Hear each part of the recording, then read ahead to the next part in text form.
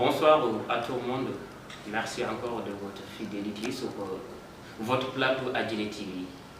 Alors aujourd'hui, vous le connaissez bien, c'est Diourine Ibrahim Ndong, Biram Ndong. Donc, ingénieur en électromécanique, mais aussi responsable politique. Vous le connaissez parce qu'il avait fait une émission vraiment très rayonnante.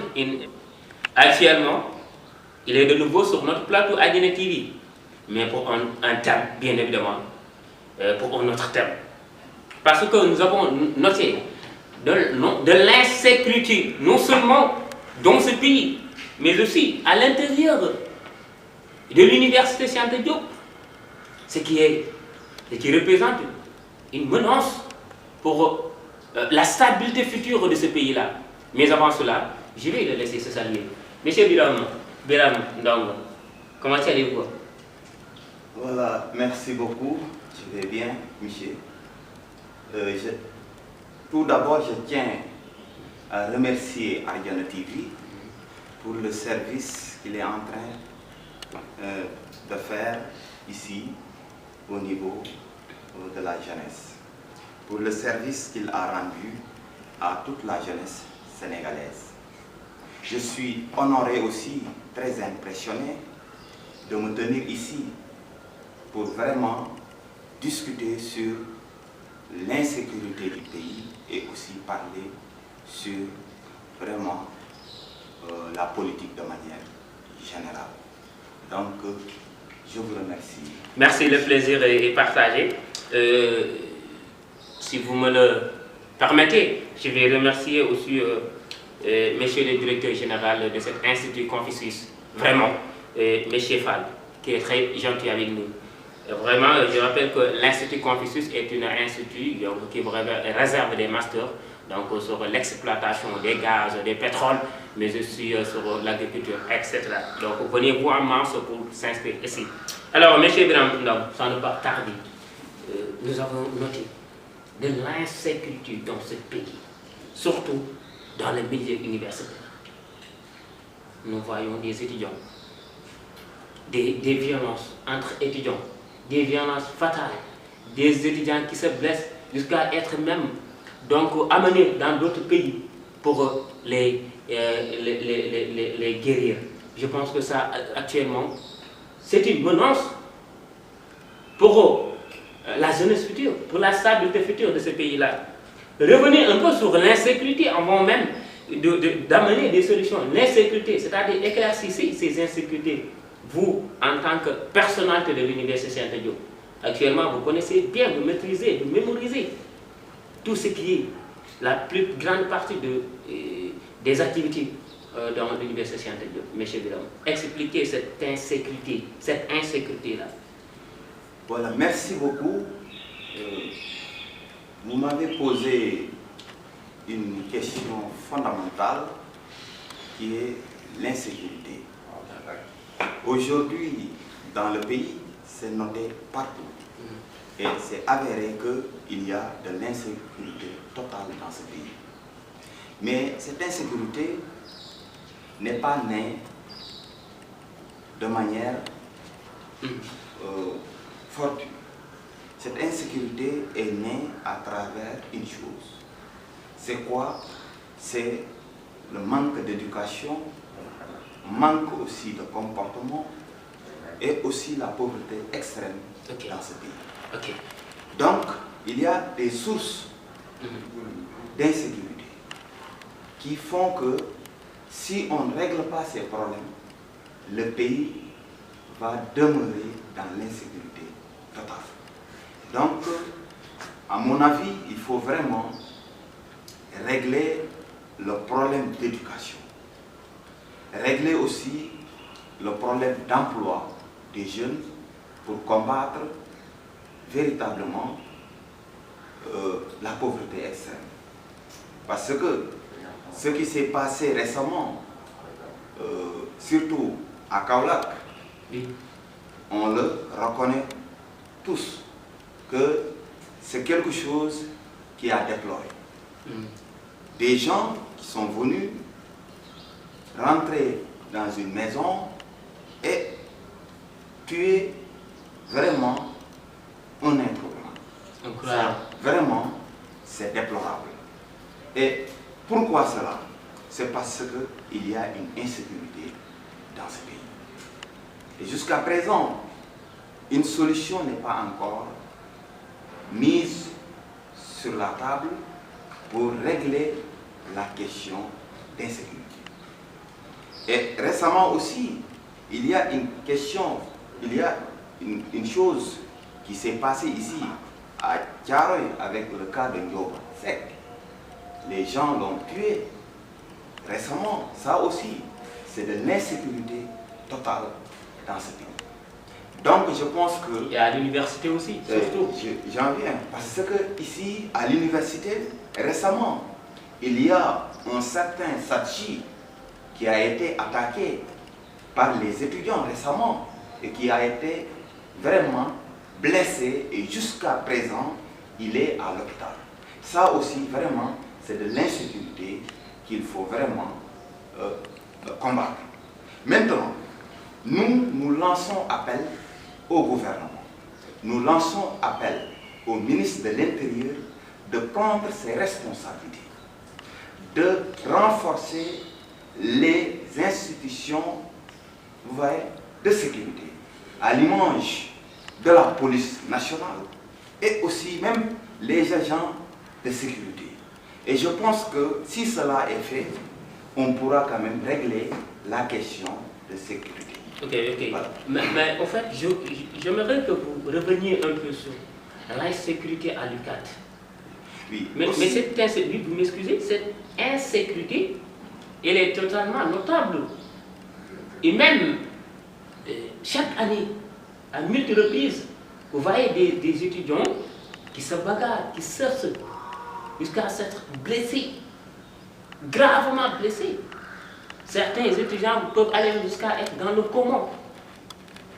Et la plus grande partie, donc la majeure partie de ces bousculades, de ces violences, mais on poursuit lors des élections. Là, j'aimerais que vous veniez là-dessus. Éclaircir ça. Oui, je pense que ce qui se passe ici à l'UCAD, c'est une histoire même.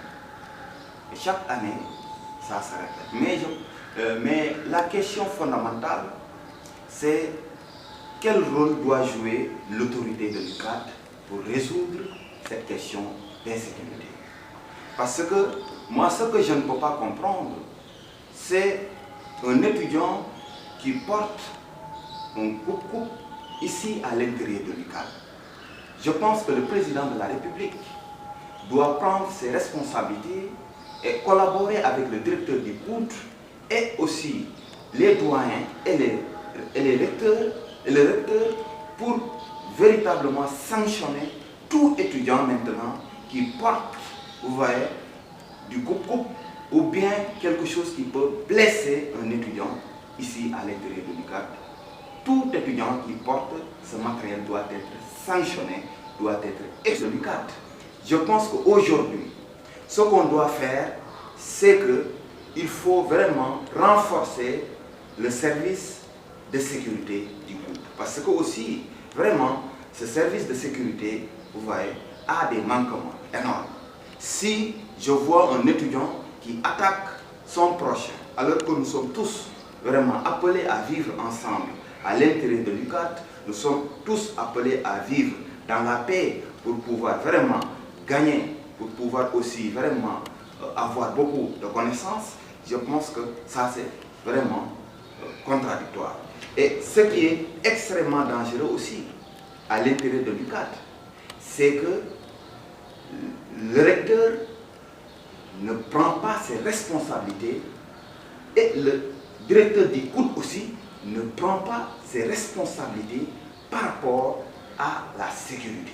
On doit sanctionner tout étudiant qui blesse son prochain, vous voyez, à l'intérieur de l'UCAD, parce que vraiment il y a des textes vraiment qui disent que la violence est interdite à l'intérieur vraiment de l'université. Merci. La violence interdite à l'intérieur de l'université Cheikh Anta Diop. des solutions jusqu'à présent.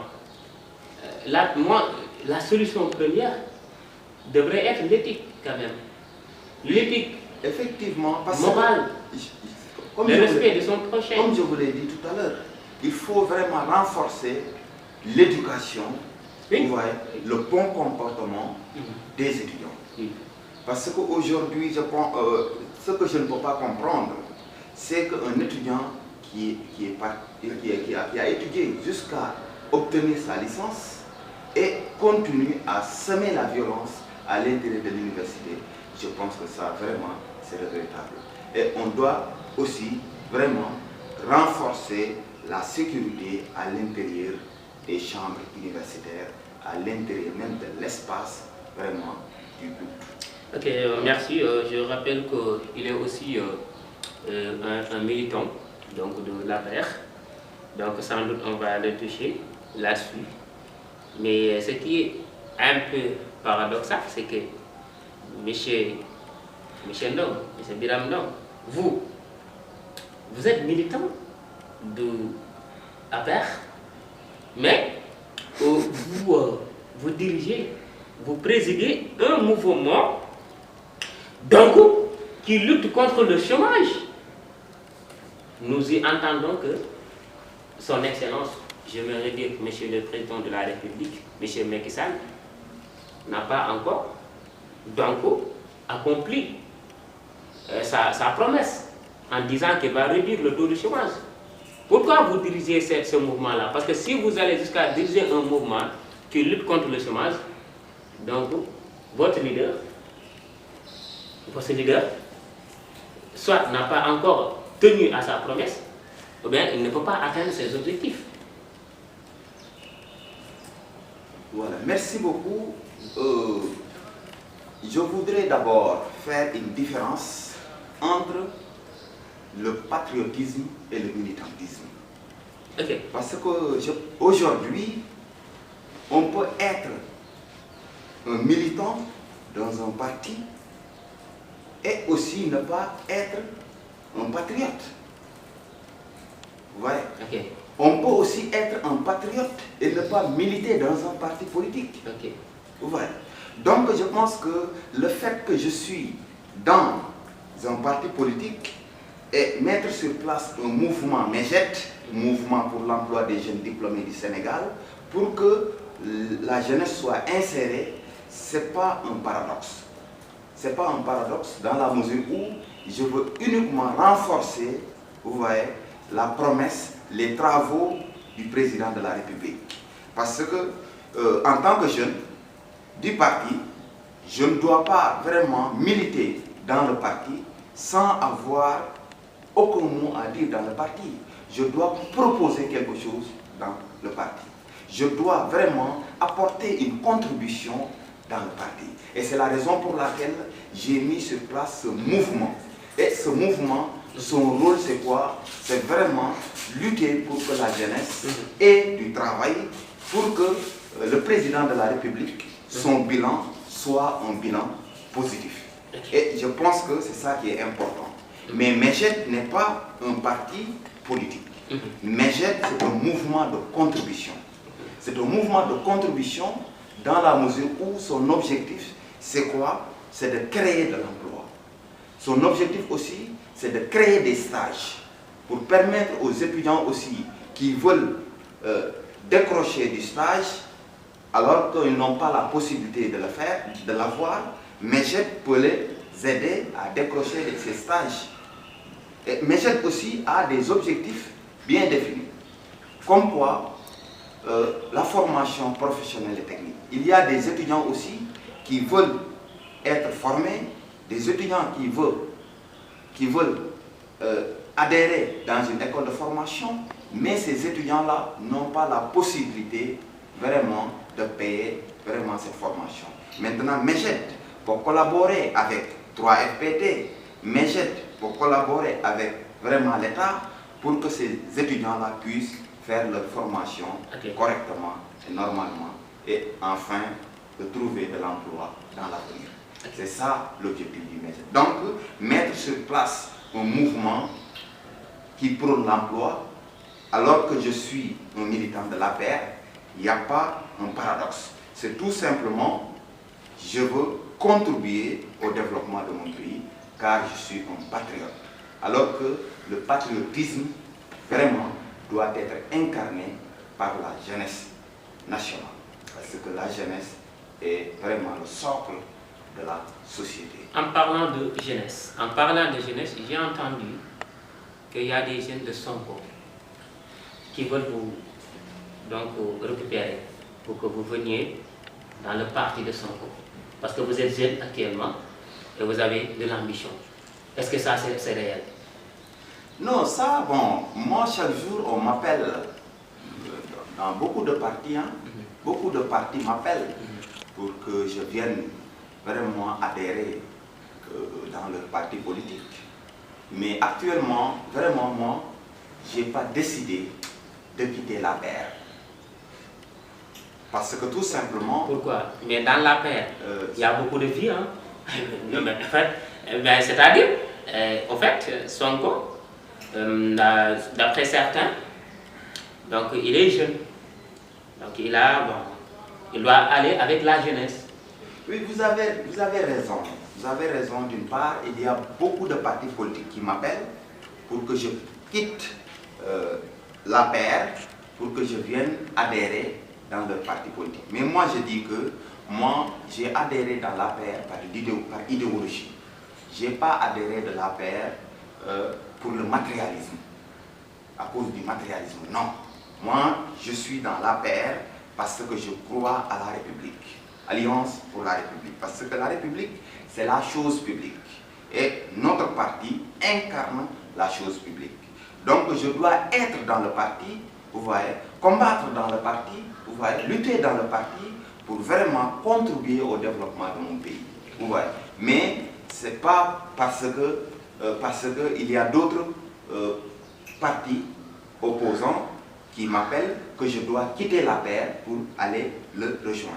Okay. Pour l'instant, je n'ai pas encore décidé ça. Je ne dis pas que je ne le ferai pas. Mais pour l'instant, je n'ai pas décidé de quitter la paire pour aller dans un autre parti. Parce que je dois lutter à l'intérieur de la paire. Vous voyez, je dois combattre l'idéologie de la paire et vraiment soutenir le président. Il doit vraiment désengorger l'université. Le président doit vraiment... parce que l'université refuse le monde actuellement. Il y a beaucoup de chômeurs, il y a beaucoup de diplômés, il y a beaucoup d'étudiants qu'on a orientés ici à l'intérieur de l'université. Vous voyez. Donc, nous, notre lutte, c'est de désengorger l'université. C'est de lutter pour que vraiment ceux qui ont fait dans l'université 7 ans, qu'ils puissent céder la place aux nouveaux, vraiment pour que ces derniers puissent étudier dans les meilleures conditions. C'est ça maintenant vraiment notre objectif. Et je pense que nous sommes en train de travailler ça avec le mouvement MEJET pour que le président puisse aider les jeunes à décrocher de l'emploi afin que ces derniers puissent lutter contre la pauvreté extrême et aller aussi soutenir leur famille. Parce que aussi, tout jeune a une place dans la société. Okay. Nous sommes tous vraiment des jeunes qui doivent vraiment chercher du travail et aider nos parents et contribuer au développement du pays. Ok, merci. Donc, avant même d'aborder la dernière partie, on va rester jusqu'à présent sur le gouvernement de son Excellence, M. Macky Sall. Vous savez qu'il est de nouveau élu et vraiment nous prions aussi pour lui, pour que vraiment tout aille bien, parce que c'est notre pays, le Sénégal, et je pense qu'on ne peut pas présider quelqu'un et vraiment ne pas le soutenir. Parce que si actuellement Macky Sall, le président de la République, fait donc de très bons travaux, donc c'est pour tout le monde, c'est pour l'opposition, c'est pour tout le monde. Et s'il travaille aussi pour la stabilité du pays, c'est pour tout le monde, c'est pour les marabouts, c'est pour tout le monde. Nous, en tant que jeunes, nous voulons aussi de la stabilité.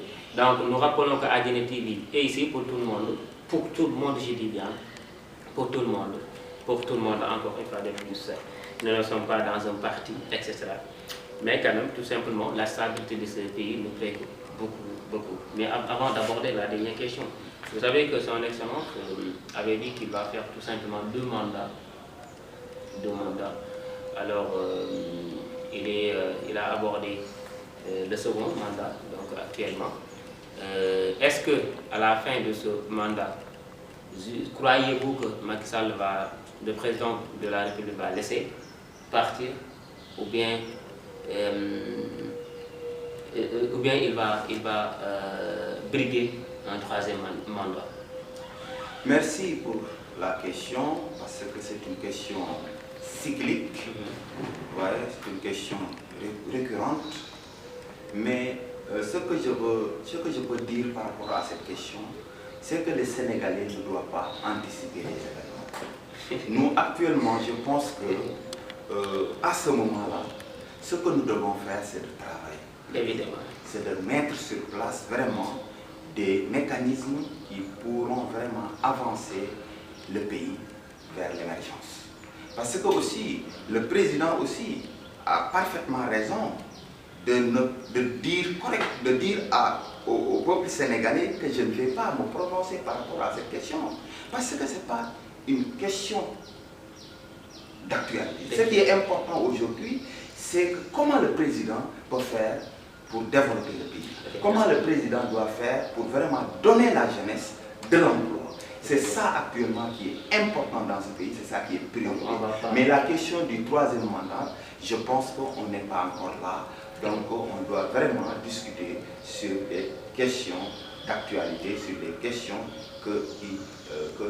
qui peuvent vraiment faire développer le pays. Ok, donc on ne va pas s'attarder encore une fois de plus là-dessus.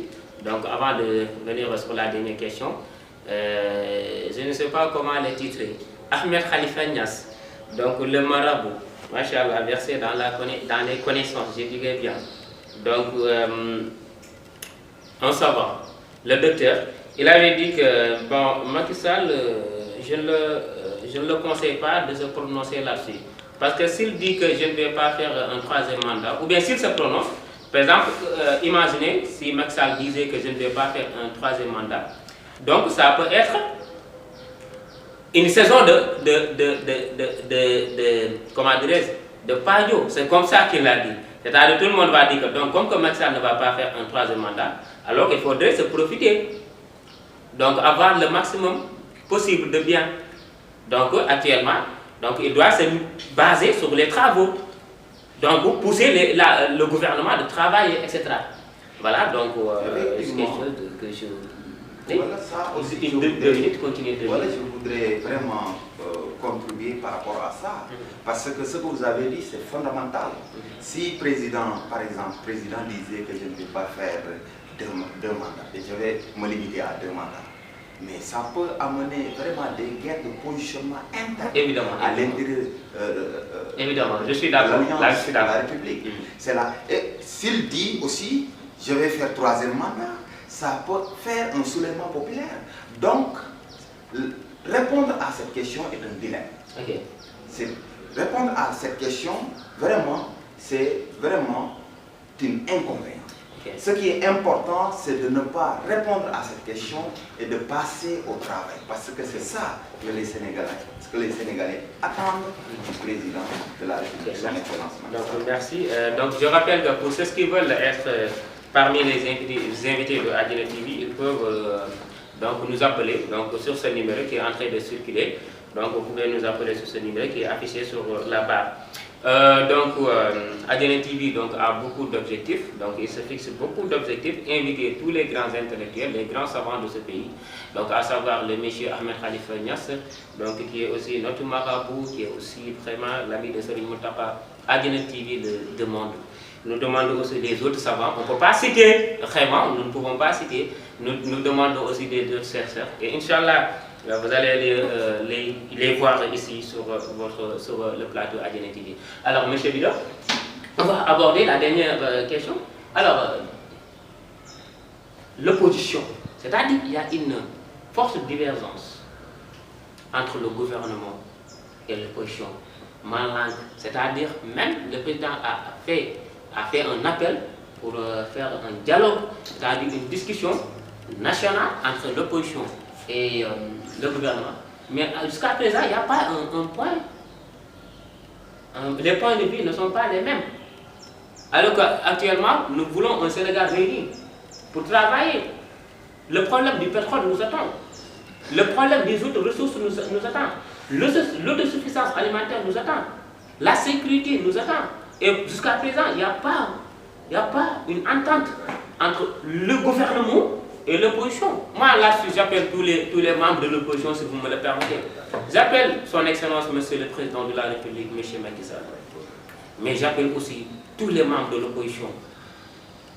Ce moment-là, c'est le moment de travail. Le Sénégal doit aller de l'avant.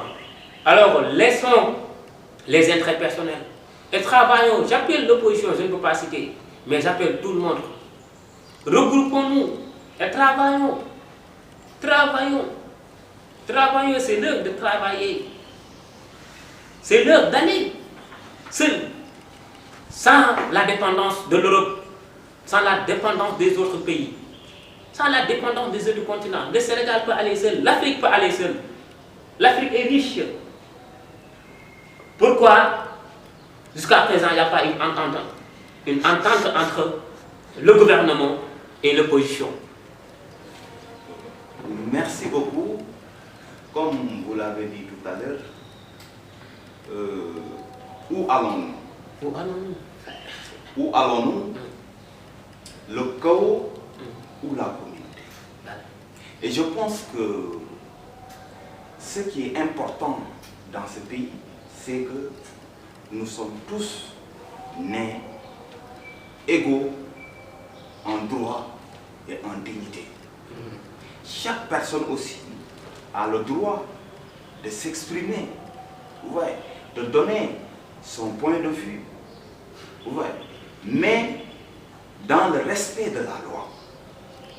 On ne doit pas semer vraiment l'anarchie, faire aussi du désordre public. On doit éviter tout cela en tant que jeune. Mais ce qui est important, c'est que le dialogue qui doit exister entre l'opposition et le parti au pouvoir doit être basé sur la vérité. Parce que tant qu'il y a un aspect d'hypocrisie qui existe entre l'opposition et le parti au pouvoir, je pense qu'on aura forcément vers le chaos. Voilà. Et actuellement, l'opposition est dans ses droits. Vraiment, ils ont fait, avec Hollande, ils ont fait une marche avant-hier. Ils ont le devoir et le droit de faire vraiment leur marche, mais dans le respect de la loi. Il ne doit pas semer la zizanie, ne doit pas semer le chaos ni le désordre public à l'intérieur du pays. Parce que le pays aussi a ses droits. Voilà. Et toute personne doit respecter ses droits. Maintenant, le dialogue, moi ce que je conseille au président de la République en tant que jeune étudiant, en master, je dois dire au président de la République de faire une harmonie nationale, d'appeler tous les partis politiques et aussi toute l'opposition autour d'une table et discuter avec eux pour trouver véritablement un consensus afin qu'ils puissent gouverner le pays dans la stabilité d'ici 2024. Ce qui est important, ce n'est pas vraiment la course vers le pouvoir, mais ce qui est important, c'est d'être un patriote. Ce qui est important, c'est d'aimer son pays. Ce qui est important aussi, vraiment, c'est apporter une contribution positive, vraiment, pour que le développement du pays soit une réalité. Mais moi, je ne crois pas vraiment à cette sorte de violence. Je ne crois pas vraiment aussi des mouvements de rue qui n'ont aucune vraiment feuille de route, qui n'ont aucune vraiment proposition, qui viennent vraiment dire que voilà, nous représentons le peuple. Alors que ces derniers n'ont pas vraiment une feuille de route, ces derniers n'ont pas une solution. Parce que si on met sur place un mouvement, normalement ce mouvement-là doit avoir vraiment une feuille de route, doit avoir vraiment une plateforme qui va proposer quelque chose à l'État pour que l'État puisse vraiment se référer sur cette feuille de route afin de résoudre le problème des Sénégalais. Mais ici, dans Tiréoumi, il faut briller un mouvement bête. Il faut briller un mouvement bête. Voilà, il faut que ces mouvements-là vraiment aient vraiment des solutions et des feuilles de route. Il faut que ces mouvements-là vraiment proposent quelque chose pour que vraiment qu'on puisse développer le pays. Merci pour cette question, pour cette réponse. En tout cas, je vais rappeler les propos d'un grand politicien qui était opposant au Togo. Et donc, il disait que l'Afrique, c'est ça qu'il a dit, l'Afrique n'aura rien à envier aux autres continents tant qu'elle se basera sur l'idéologie d'homme telle que celle de Cheikh Ahmed Bamba. C'est ça qu'il a dit. Les généraux français avaient dit aussi la plus grande erreur que l'armée française n'a jamais connue, c'est l'incarnation du Cheikh. Il a les méthodes, il a une bonne idéologie pour faire non seulement faire booster le Sénégal de l'avant, mais l'Afrique, je dirais bien. Le Sénégal, pour qu'il ait une autosuffisance en riz, pour qu'il ait une autosuffisance dans les autres sortes d'alimentation, cherchons l'idéologie de Cheikh Ahmadou Bamba. Je suis président de la République, M. Macky Sall. C'est pour tous les présidents au monde. C'est pour tout dirigeant. Parce que le bon Dieu dit Kullukum ra'in wa kullukum mas'ulun an ra'iyati. C'est le prophète sallallahu alayhi wa sallam qui a dit ça. Chacun de nous est responsable et chacun de nous sera questionné sur quoi il avait dirigé. Alors, M. Biram est ici pour tous les partis. Adjenetig est ici pour tous les citoyens. Tout le monde. Adjenetig est ici pour tout le monde. Mais il a ses amis qui sont très chers. Je vais vous laisser donner votre dernier mot avant de dire bon merci aux internautes. Voilà, merci beaucoup. Mon dernier mot, c'est d'appeler tous les Sénégalais au travail. Tous les Sénégalais au travail. Parce que, comme l'a dit Douglas MacGregor dans sa théorie Y, il dit que l'homme aime le travail et il doit être responsabilisé. Donc, nous devons éviter aussi la théorie X de MacGregor, qui prône qu'il y a des êtres humains qui sont dans la société qui n'aiment pas le travail, qui n'aiment pas la responsabilité. Voilà. Donc, faisons tout pour que les Sénégalais vraiment aiment le travail et l'amour du travail pour que le pays puisse aller de l'avant.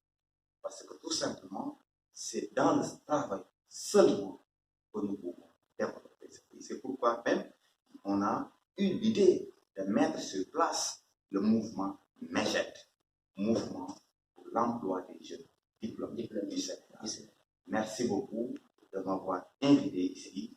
Vraiment, je souhaite le bon Dieu, je prie pour que le bon Dieu vraiment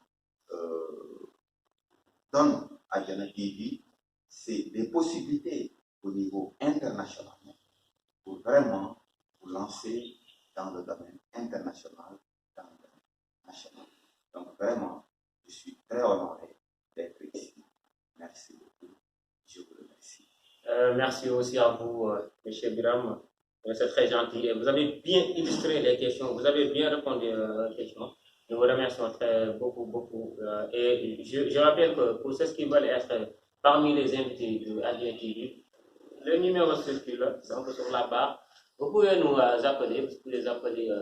Donc, il y a beaucoup de numéros qui circulent. Vous pouvez appeler et vraiment, on va vous mettre en contact avec ceux qui gèrent cela.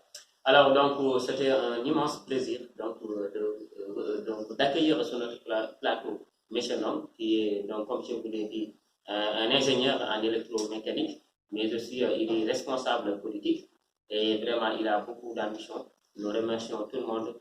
Et encore une fois de plus, merci à tout le monde. Merci de votre fidélité sur la chaîne YouTube Adjani TV. Merci, à très bientôt. Merci.